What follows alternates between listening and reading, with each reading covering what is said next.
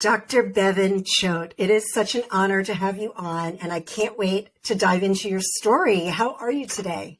I appreciate the lovely introduction, and likewise. Well, I'm just amazed when I saw your story and you reached out to request to be a guest. You're a 37-year-old urologist who suffered a stroke. Mm-hmm.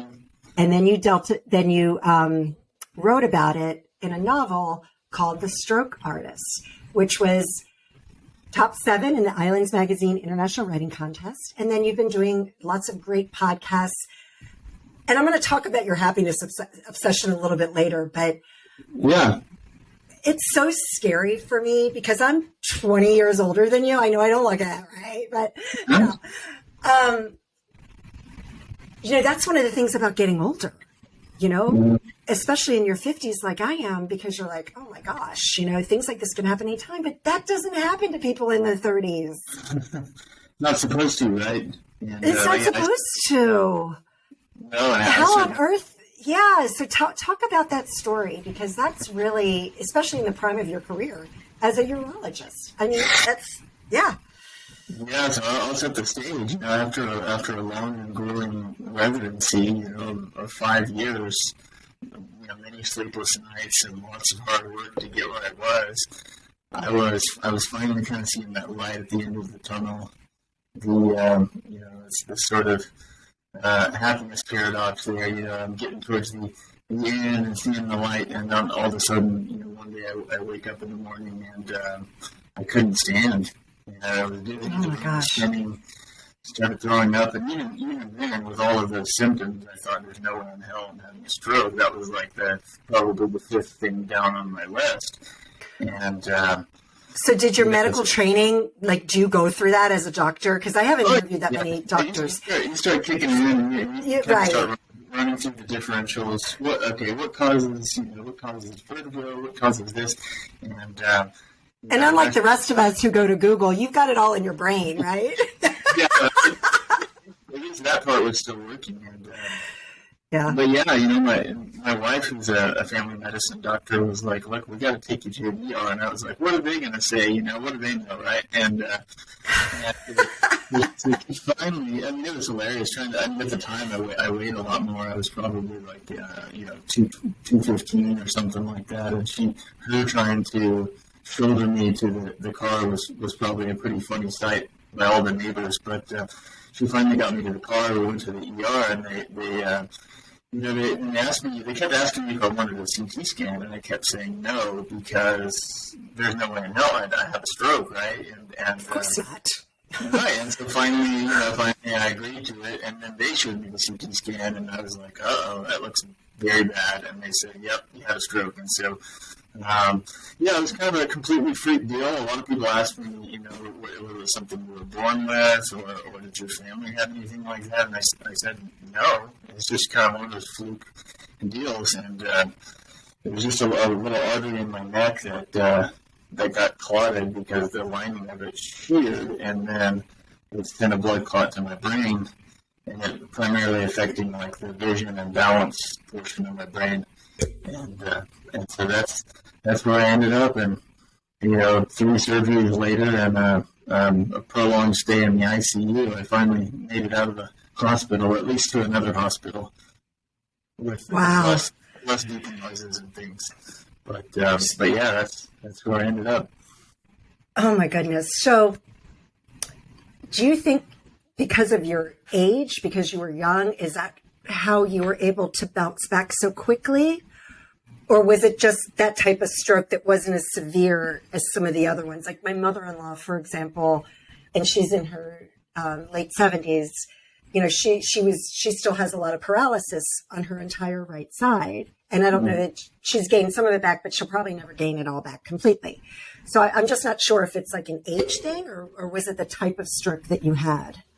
I think it was a little of both, and I hate to say that, but at least there's most of those major strokes that where people wind up with paralysis and things like that are more. They deal more with the hemispheres of the brain, which kind of are a lot closer to our critical areas. And my area was in the cerebellum, which mostly affects coordination and fine motor skills and balance and all of these other things that we completely take for granted. But right. Yeah. So I mean that, and then I was young. I was healthy. I went to the gym quite a bit, ate pretty healthy, and was overall a fairly healthy guy. So that definitely helped. But what I was told is it's kind of like how much work and kind of how much drive you put into it. Probably within the first 6 months, that determines, I think, how much you get back, basically. So, what was that like for you? Because that's a pretty traumatic, life-altering event at such a young age. How did that change the way you view life, the way you view your career? Maybe even has it made a difference in the way that you relate to your patients? Talk a little bit about that, because I'm really curious about that. And I love hearing people's stories, because whether or not people suffer a stroke, your experience will help others get through whatever they're going through. Right. Yeah, and I think to answer that, all of the above. I think I think it definitely helped me. I'm a urologist, and it's kind of funny. I had to have a catheter while I was awake, and that's a humbling experience. And you're usually on the other side of that, right? Yeah, and then all of a sudden that's happening to me, and I was just like, man, this is the definition of humility or whatever here, but yeah. So I think it changed a lot. I mean, I had a choice to make. It was either kind of give in and just celebrate how terrible this was, or really try to make something with it and I don't know, get whatever silver lining I could out of it.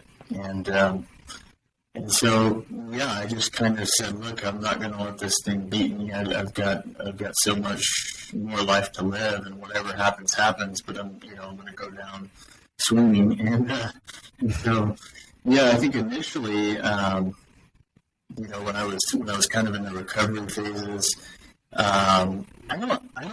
The way I describe it is kind of like, these stages of grief and grief theory. I was kind of in this like denial phase, really.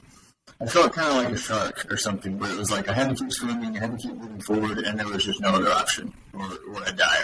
So like, I just kind of, I don't know, it was weird. It wasn't like I was sorrowful about it, and it wasn't that I was hopeful about anything either. It was just like, hey, you gotta get from point A to point B, and that.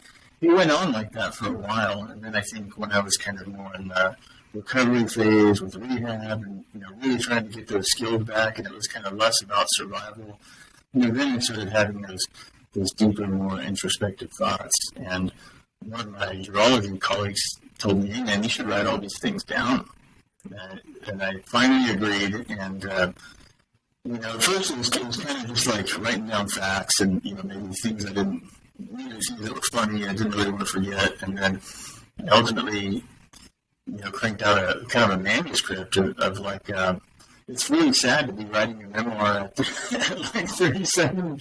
Unfortunately, that's kind of what it falls under, right? But the whole purpose of it, like after it kind of started taking on its own life, was like, hey, you have something valuable to offer. You're a physician. You're not only like someone who knows about this stuff, but you're a clinician that can take care of people, and, right. And you kind of have a perspective that other people do not. And a lot of the stroke books and things that I was reading are written from more of like neuroscientists and PhDs, very different kinds of doctors. And so I said, what's different about me is that like, I'm in the trenches.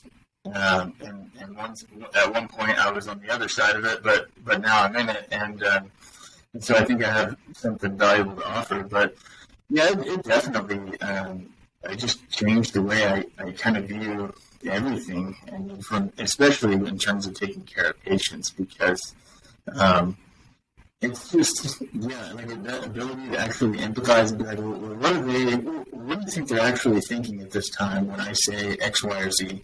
I'm trying, I'm like, what were you thinking about when the doctors told you that, and so forth. And so it's kind of like, it just completely changes the perspective. And now to all my patients that are getting a catheter, and they're like, is this going to hurt? I'm like, hell yeah, it's going to hurt, you know? So yeah, that I can actually say that now and not be blowing smoke.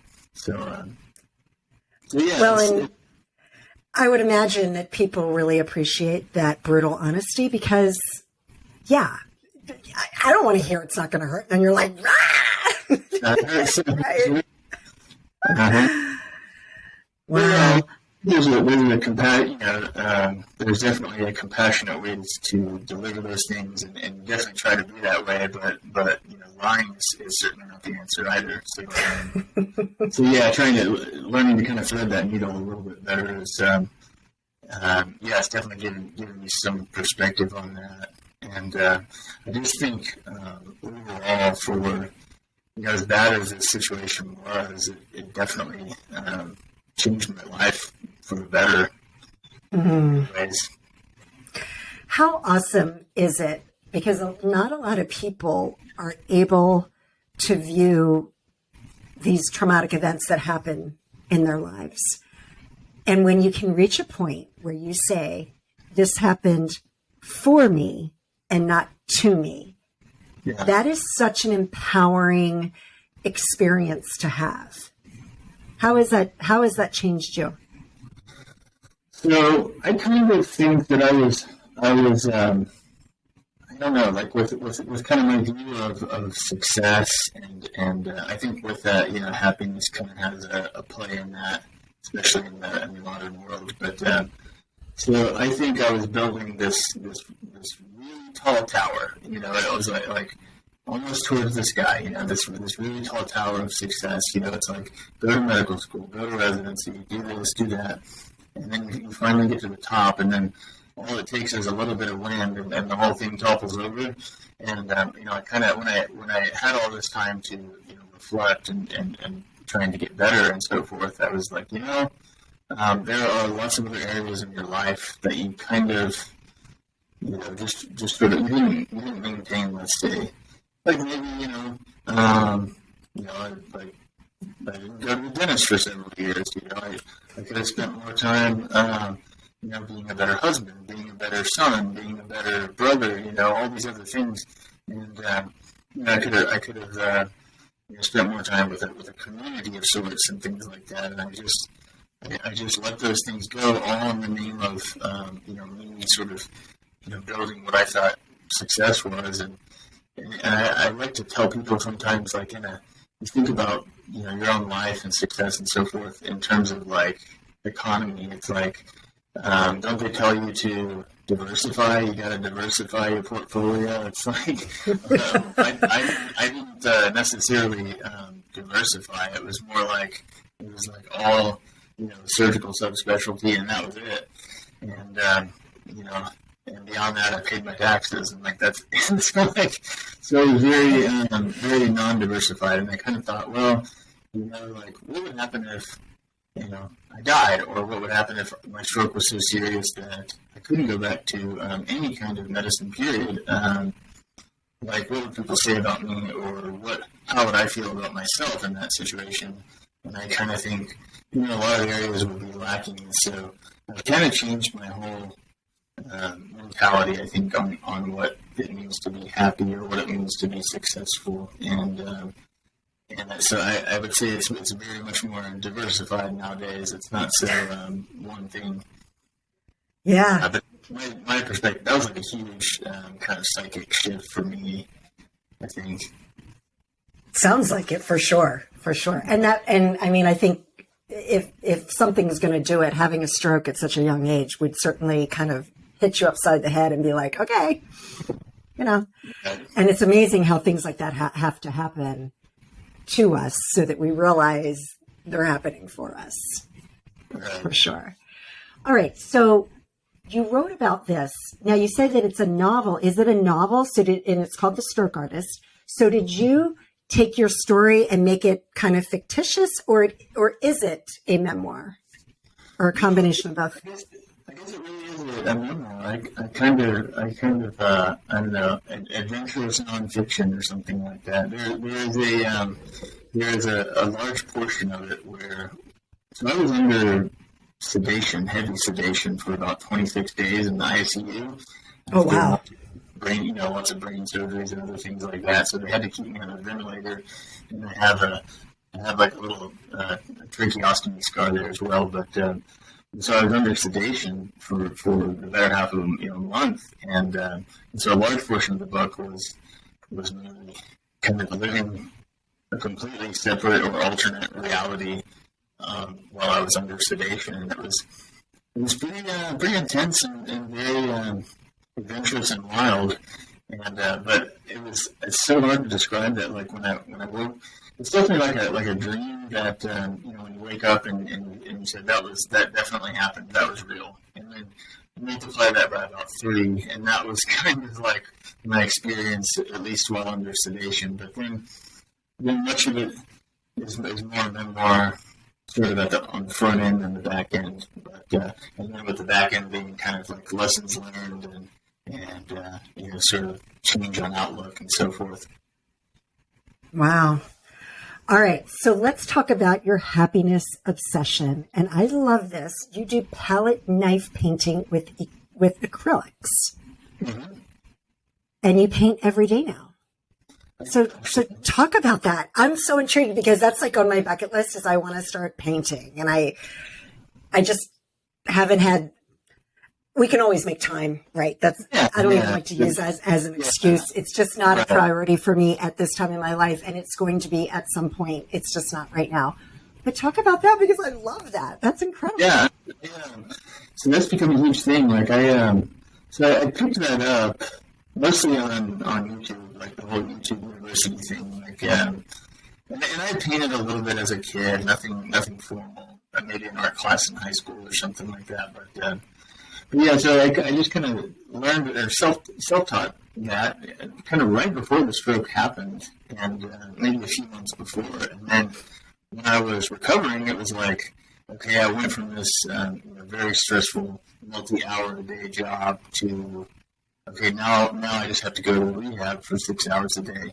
And even though like I could still barely walk and I was having trouble balancing, I could still use my dominant hand. And so when I get home in the evenings, I was like, I have to do something. Like I'm always, go, do, and so I was like, I'm gonna start, painting again. And for a while, it was like so gratifying because I had kind of had my career stripped away, or at least let's just say it was hanging in the wings, and I didn't have any way to sort of feel like I was contributing or doing anything for the world or whatever. It's kind of like or myself even. So I started painting, and I would just do it every single day, and it was like therapeutic more than anything. And I still continue to do it. And it's weird. I don't think I've ever done anything every day, but like I definitely paint every day. It's strange, and it's almost like a compulsion, but I wouldn't say a habit or anything. But I just love it and just do a little bit every day. And so it's kind of like that whole 1% better type thing. Like it's like I don't I'm not gonna blow smoke and say that I paint for 6 hours a day and that now I'm the best in the nation or something. Now that's completely not the case. It's like I paint every day, but I just paint. Some days it'll be 15 minutes, and other days it'll be 2 hours, and it's just whatever I'm feeling. But I at least have that little kind of pilot light on inside that's saying, do a little bit of painting, and so I'll do it. But yeah, I kind of started like a little side business doing that, and I've definitely made enough money to support my habit, but I'm not going to be getting rich anytime soon. But yeah, it's been a great thing, definitely. Yeah, but the thing with that, Dr. Choate, is that you're doing your passion, and you're still a doctor, and you're still taking care of your patients. And then you have that outlet that's something completely, it's like, right, and I always forget the right brain, left brain. They're total opposites, right? Your scientific brain is completely opposite from your creative brain. And that's such a beautiful thing. I love it. Yeah, but I think you got to be a little creative in urology every now and again. Okay, right. It's plumbing and so forth, but it's like plumbing on the fly. So sometimes you gotta have a little bit of creativity mixed in there with all the science stuff. All right. Well, that's a great segue, because before we finish up, since I have a urologist on my podcast, and bladder cancer killed my grandmother. Oh, I'm sorry to hear that. She never went to the doctors, and they didn't find it until she was 83 years old. And she was too old to really, it was too far advanced by the time she found out. However, with today's, the technology and the accessibility for most people for medical care, my mother, who will be 82 next month, she's we constantly are monitoring her. She had stage 0 bladder cancer, so they got rid of it right away. We go in next month for another biopsy, and we're just and then I've had my own scares, and now I have a relationship with a doctor, and we're staying on top of it. Right. What is a couple of things that people can do? Because we always think about your heart health, brain health, lower cholesterol. And yet bladder cancer can be very, very serious, and it can be very, very deadly. What are things that people can do to help, that are simple things that can help to at least help so that they don't go, I mean, so I think regular, at least annual screenings and things like that with the primary care are important, at least to me, we bring them up. I think the best thing that we can do, I'm going to sound like a total teetotaler here, but no smoking. Smoking is probably the number one risk factor for bladder cancer. And I actually wish, instead of all of these lung cancer commercials, or the COPD, where they say this person has COPD, I wish they would show someone with really bad bladder cancer, because that would be, to see some of the major big whack surgeries that some of these people have to undergo in order to survive a bladder cancer, like a very advanced one. It's a big change in your quality of life. And so, for some reason, bladder cancer doesn't really get much of a play in terms of all this, the anti-smoking campaigns. But it definitely, anyone that ever sees blood in their urine, period, at minimum get checked out. But in annual screenings and things like that, they should be checking those things with urine tests and so forth. Just to see. Yeah.